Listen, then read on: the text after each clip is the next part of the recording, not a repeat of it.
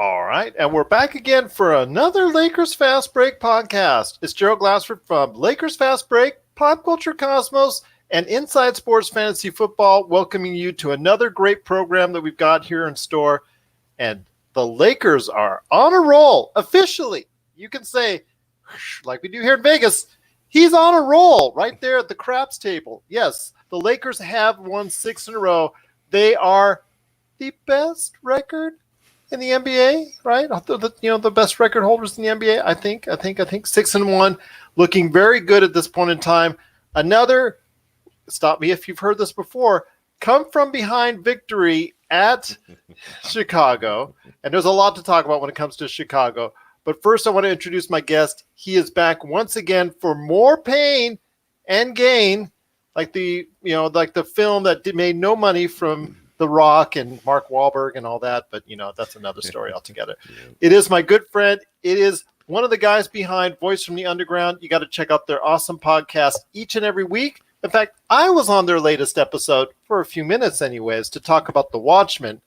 I thought it was the Inside Sports Fantasy Football, actually, what they were asking me. And I was like, okay, yeah, I'll do it. No problem, Jason. Then he's like, oh, no, this is VFU. I'm like, oh, gosh, you should have told me. But yes, I was on for a few minutes talking Watchmen on their latest episode. You got to check it out. Voice from the Underground, the podcast. It's available on every major podcast outlet. And he is one of the 3 great guys talking pop culture, talking politics, and talking cigars on that show. It is TJ Johnson. What's up, my friend? What's going on, buddy? I need to catch my breath. That's what I need. I hate to do this to you. My father-in-law's calling me. He does usually call. I got to take this, buddy. I'm sorry. No worries. All right.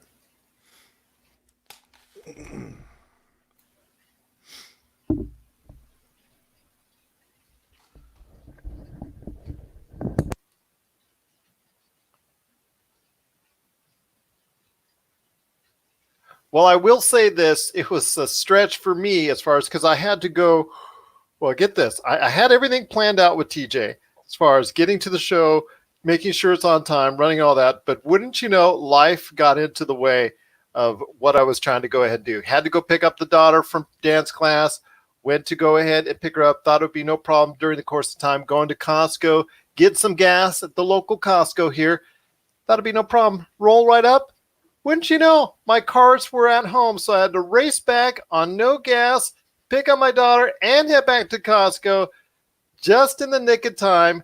But it all worked out, similar to what happened with the game at Chicago against the Bulls, because, my goodness, it looked pretty bad first off it looked pretty bad in the first half for the Lakers. Their defense was atrocious. Their offense wasn't much better. I mean, it was just a truly disappointing performance on that end of the spectrum. Even into the third quarter, they weren't able to really make a dent into the ball game, which was kind of concerning because the fact that they were usually by that point in time, halfway through the third quarter, you're able to go ahead and, at least from the Lakers standpoint, get in, make a dent into the lead, make a dent, come back, everything's okay, because that's been their status quo pretty much for most of the games that they played so far. But unfortunately, they weren't able to go ahead and do that. So it was kind of looking grim. And it got even what we thought at the time as Lakers fans worse because LeBron had to sit because he needed some rest. Anthony Davis was out with 4 fouls. It looked pretty grim for a while there because he had a lineup without AD on the floor. You had a lineup without LeBron on the floor. And at the end of the third quarter, you had a lineup that was being speared by Kyle Kuzma, Cook, Alex Caruso, and Dwight Howard. And at third quarter, they really didn't make an imprint on it. But going into the fourth quarter, my, oh my, how things changed because you had a great output from not only Cook, Caruso, Howard did awesome once again. He had not played that well up to that point. In fact, the best player outside of LeBron that entire game from that point was JaVale McGee. But I will say this, Kyle Kuzma, welcome back, Kuz, because you finally showed up in the fourth quarter. It must have been something like he had some Chicago pizza maybe right there before he came in the late third quarter there. But he did have a great fourth quarter, 11 of his 15 points in the fourth quarter. In fact, at one point in time, the bench scored, get this, 24 straight points for the Lakers, which is this season they've not been able to come close to matching. They had the kind of output you were hoping for as a Lakers fan. So I ask you, my friend, after this kind of performance, what does it do for you? I know it's the same old, slow in the first half, come back in the second half, but this one really seemed more nerve-wracking than ever. You know, I gotta admit, it really did seem really nerve-wracking. I was watching so I had to be at work too late, so I couldn't stay up and watch the game, but I paid attention to the box score, and my phone kept telling me, hey, score is, 24, whatever the number was, and we were down. So I'm like, no way, not against Chicago. It was awful, my friend. I'll tell you this. Okay, let me tell you this. Alex Caruso was getting torched so often in the first half. I thought he needed a fire suit, and I thought maybe the Chicago Fire Department might have to put him out because he was getting lit up like a Christmas tree in the first half. It was pretty bad on a defensive end. And it just tell you what, it was awful, awful, awful. I don't know what was going on. Frank Vogel, he could see him getting even more gray hairs. He was getting so frustrated because of the fact that, yes, there were so many disappointing returns in the first half. The Lakers just couldn't seem to get it together, and Chicago was absolutely blazing, especially from the three-point line. They just couldn't seem to miss a basket. It was just very interesting to see how well Chicago was playing at that point in time for at least the first half, and it well into the third quarter, I may add, because it just looked like from the Lakers looked lethargic. They looked like they couldn't get anything done as far as from the offensive end. They were very sloppy, turnovers right and left. And on the defensive end, they just couldn't get anything accomplished as far as being able to put something effective like they have virtually the entire season because of how high they are up in the defensive standings. But it all turned around miraculously in the late in the third quarter, starting especially in the fourth quarter, because it really got the bench really came to play. It was awesome to see. And I could see the way it lifted up everybody else on the team, especially LeBron, because once they went through that run and in the fourth quarter, LeBron, he came back in with about 8 minutes left in the game and just was truly energized by what I saw. And the guy, their defense took it up a notch. They finally were able to flip that switch. And that's what you see from great teams out there, especially playoff teams and championship teams. They're able to go ahead and turn it on when they need to. But there's still Kobe White for the Bulls. He was doing so great in the first half. Like I said, he was torching Alex Caruso right and left. But in the second half, they really put the clamps on him. In fact, there was a tremendous block by Dwight Howard on him that was shown in highlights all night long and in the next night, all night long, after the game. So it was great to see what the Lakers could do when they finally put everything together. So when they put everything together. So I'll tell you what, my friend, it was just great to see them finally get everything together, but it kind of makes you nervous as a Lakers fan because of the fact that, they're just going to go ahead and give you these kind of scares. They need to put 4 quarters together. It's been great to see so far when they're putting like maybe 3 quarters or even a half together. But a game like against the Chicago Bulls, where they're only able to effectively put 1 quarter together, that to me is a big concern. They have to, and I'm sure every team goes through this where they need to maintain that focus, maintain that energy. That's the problem. I know it's a 3-game road trip. They look like they were kind of tired and lethargic, especially in that first half. But I'm so glad that they did finally pull it out in the end. They were very effective in that fourth quarter. The defense just put the clamps down on them. And I'll tell you what, it was great to see the Lakers go ahead in that final quarter, in that final stanza, and go ahead and finally focus as a team. The bench, and then when the starters came in, it was great to see them perform as well. And that's the thing about having the starters finally be able to catch fire. It seemed like the whole first, like you said, the first 3 quarters, they were just non-existent, didn't bother showing up. And I like you, I remember we joked And I was so mad that you made that joke. But you were like, I hope he doesn't have too much good home cooking while he's in Chicago. And I said, God dog it, Gerald, if you jinx this, if you find a way to jinx this for us, I'm gonna be upset. I'm gonna be mad. I'm gonna be very, very angry. I'm gonna be a Well, Stephen he A. had Smith. Chicago pizza after the game. That's what I can tell you right now. That was After the shown on game. social media. After the game is one thing. Before But the he game did is those another appearances beforehand. That's what got Yes. everything started. And that got me a little concerned when you started talking that, I'll be a free agent next year, blah, blah, blah, blah, blah. Anyways, point is, these guys showed up in the fourth quarter. Dwight Howard has been playing out of his mind. Yes, up until that point, he was kind of very, very, very up until the fourth quarter. But if you look at his overall body of work since being with the Los Angeles Lakers, and it's one of the things that I love LA, Los Angeles Laker Twitter, now that the Lakers are back in relevance and playing good basketball. Twitter for the Los Angeles Lakers games is so much fun. I spend time on there just trolling the Clippers fans, which is a lot of fun, by the way. And everybody is ranting and raving about how awesome Dwight Howard is playing. I wonder how much longer it's going to be before they insert him into the starting lineup. I know we talked about it earlier and before the season started about who was going to take that starting spot. I know, and we thought it was based on reputation, but you know what? As I talked about with Laker Tom from LakerHolics.net, I really think that if it ain't broke, why try to fix it? I mean, JaVale actually played well in Chicago for the limited amount of minutes that he was in. He was actually, like I said before, outside of LeBron, the most consistent player for all four quarters outside of him. And because even Dwight Howard was struggling in the first half. Everybody outside of LeBron and JaVale was struggling in the first half. Yes. And I'm just so glad to see that as a team, they were collectively able to put it together.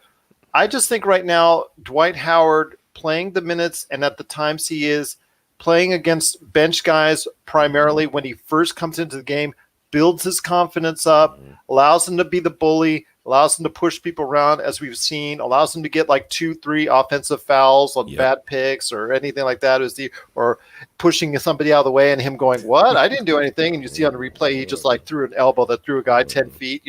He's able to go ahead to do that very effectively against those bench guys, getting him motivated, getting him pumped up so that when you have him in the third and fourth quarters, he's actually more motivated and able to go ahead and play against those starters because he's already gotten things going. So I like it the way it is. So to me, if it ain't broke, you don't fix it.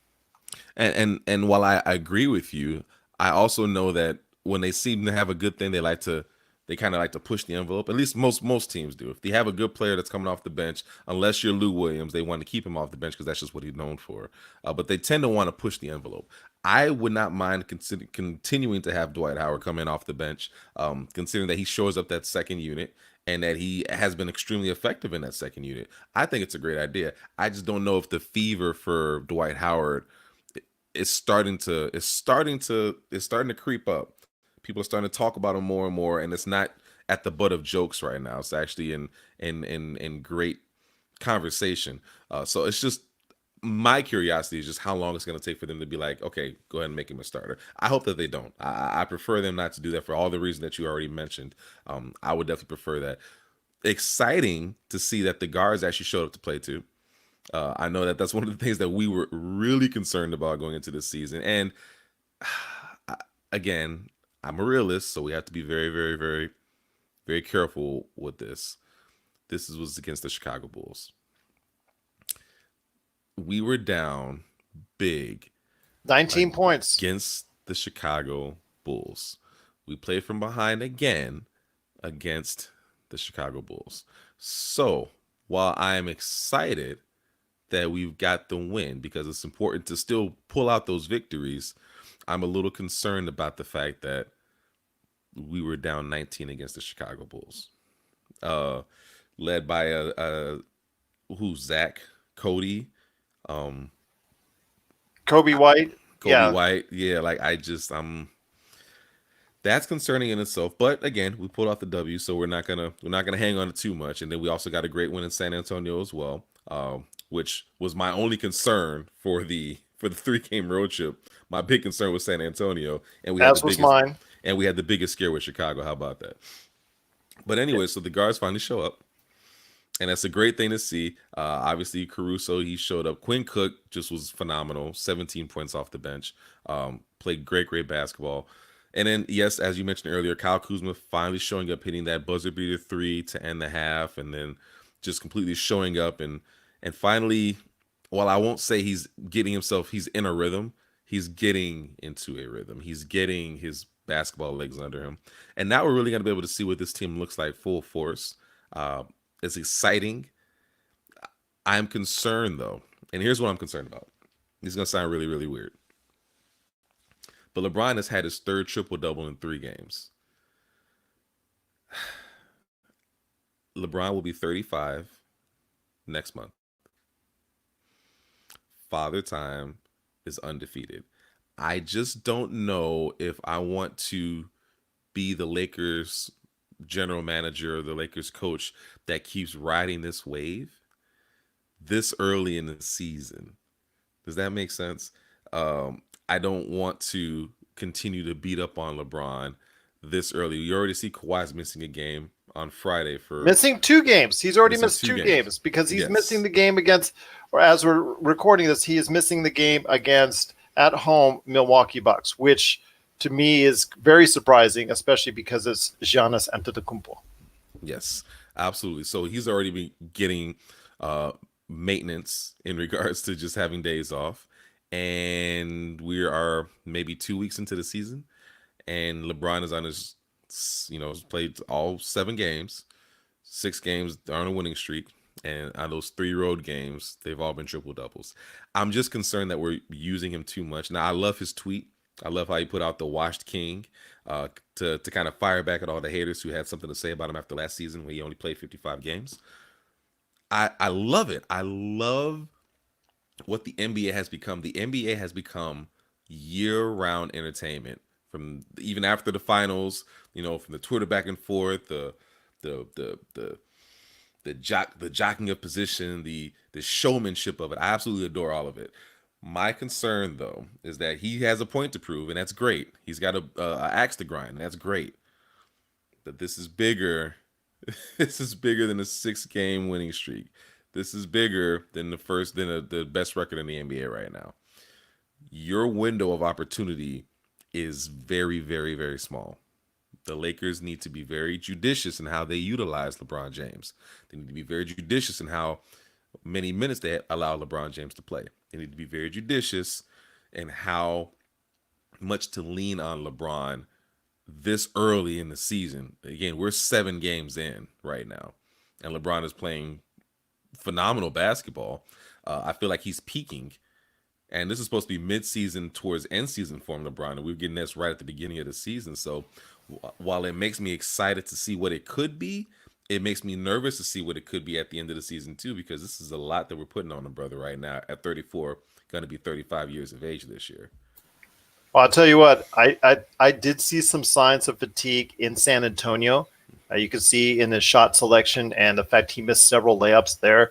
I thought that was a sign that he didn't have his legs, but the team carried him and it motivated him to get him into the fact that he could still contribute. Stop me if you've heard this before, in the fourth quarter. So, I mean, that's the way it looks like. And in fact, the whole team looked tired when it came to the first half. It looked very lethargic. They weren't playing hard defense. They weren't playing up on people. They were very sloppy on offense. It just was atrocious to watch. Kyle Kuzma was passing more to the other team than his own team in the first half, and it was really frustrating to see. But I tell you what, they did pull it out.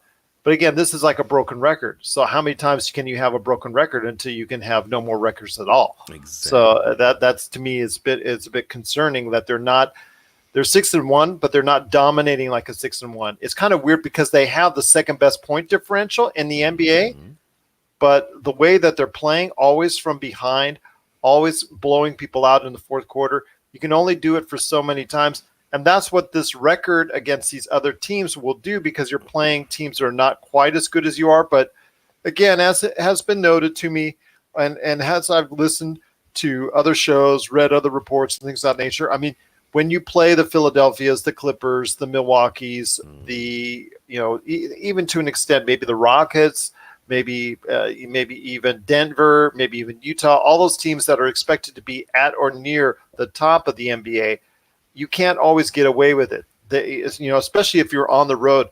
Think of them on the road at a Denver, or think of them on the road at a Philadelphia. I'm not sure they're going to be able to get away being down 19 points in halfway through the third quarter.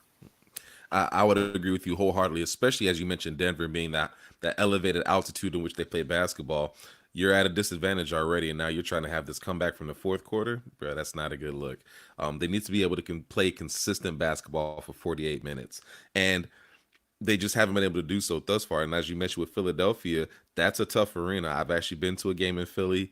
That's a tough arena to play. That's a tough arena to just be in as a fan, let alone I can't imagine what it's like to actually play a game in Philadelphia. So it's alarming to me. And their next couple of games are going to be some relatively straightforward. The next game is against Miami on Friday. Then after that, you got Toronto on Sunday. Both of those are home games. So we got a good chance to kind of get home, get some rest. They got 2 days off in between games. So get a chance to get some rest and kind of get your legs under you, get some home cooking, relax, and come back ready to play. Miami, I'm not too concerned with Miami. They've got a great rookie, and Jimmy Butler is Jimmy Butler. So they'll be okay, but I'm not too concerned about it. Toronto, again, I just don't see them as a huge threat. So I'd anticipate finishing up this week with the record of 8-1. I think that would be awesome to finish up this week with a record of 8-1. And then obviously going into next week, you got Phoenix, Golden State, and Sacramento Kings. Care to change your mind on Phoenix, my friend? Nope, not yet. I've been waiting to ask you this because, again, Devin Booker's been playing out his mind. 2 points away from being undefeated. But they're not. They're not undefeated. They're not undefeated. Nope. I don't buy it yet. I don't buy it. They're peaking early. A lot of these teams are seeming to peak early. Phoenix, I think, is one of them. I just don't see them. It looks great. It looks awesome to have this team come out of nowhere and play this great basketball. But when you're looking at a playoff series, when you're looking at making any type of real noise, they don't have enough depth. I don't see enough depth for them to be able to really do anything other than make a little noise. This cute, you little cap gun. Go play with your cap gun. It's okay. Well, fair enough, my friend. Before we head on out, I just want to mention to everyone out there that the Lakers Fast Break podcast, if you are a fan and listen to us on Apple Podcasts, because we're now there along with many, many other podcast outlets, go ahead. If you can, please give us a 5-star review. It's always great to say that now that we're on Apple Podcasts. Please give us a 5-star review if you can. Also, as well, subscribe to us. That helps us get up on the food chain as far as Apple Podcasts and helps get us noticed by a lot more individuals that are out there that are Lakers fans and want to know more about the Lakers and the NBA. But, yeah, it's been a great weekend so far for the Lakers, a great week, hopefully culminating in a couple more awesome wins coming up in the near future. But any last thoughts on the way out, my friend? I love L.A. Anthony Davis better not go anywhere in the off season. He better not. He better not. We will fight. I will fight somebody with one eyebrow. Fair enough. Wow. All set for action on that. As Sean Connery in The Untouchables would say, and that's the Chicago way. I love it. Yes, that movie's an awesome movie. Just so everybody know out there. I know that's your dad's movie out there, but it's still a great movie nonetheless. But what can I say? All right. But once again, it is the Lakers Fast Break podcast. If you have a question for us, you can always do it on that. While you're giving us a 5-star review, hopefully on Apple Podcasts, or you can send us an email, LakersFastBreak@yahoo.com, at Lakers Fast Break on Twitter.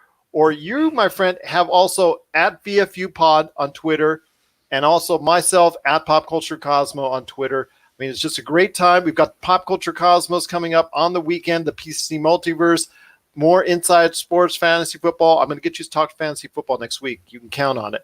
But also, you've got the Voice from the Underground coming up. A lot of great things are coming up for us, including the Lakers. Yes. Hopefully coming to go ahead. Hopefully getting back to Los Angeles after a 3-game road trip, successful 3-game road trip that will hopefully culminate in a more and 2 more great wins this weekend. We on next week, my friend? Oh, same bad time, same bad channel. Oh, that's awesome indeed.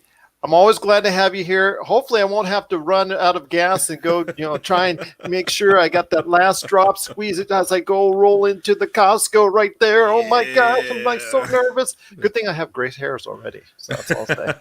Well, wait a second. They could fall out. Wow, if I keep on stressing. Yeah. Here. Next time, make sure before you leave the house, you have your cards. That's all I say. Yes. I don't play that game. I never leave home without my Costco card. Yes. Well, yeah, that too. I know why. But, hey, at least our Costco hot dogs are cheaper out here, my friend. Apparently so. There's no tax there? They don't charge you guys tax for those hot dogs? My goodness. I think so. They might. Still, it's like $1.60. That's which is what I said. You said $1.65. Oh, I'm sorry. Okay, I'm sorry. 5 cents. A nickel goes a long way at Costco. That's all I say. All right, my friend. It's been great talking to you. Always great to have you on the show and part of the Lakers Fast Break podcast.